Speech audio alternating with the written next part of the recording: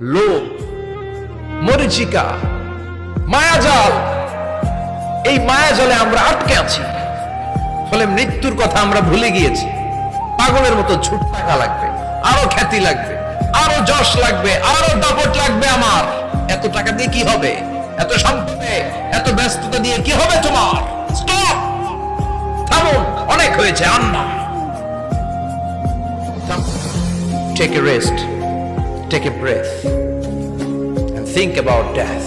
Think that you have to go back to your Lord. একটু বসেন না, একটু ভাবেন যে আমাকে চলে যেতে হবে, চলে যেতে হবে। এই কোলাহল, এই ব্যস্ততা, এগুলো থাকবে, থাকবো না আমি।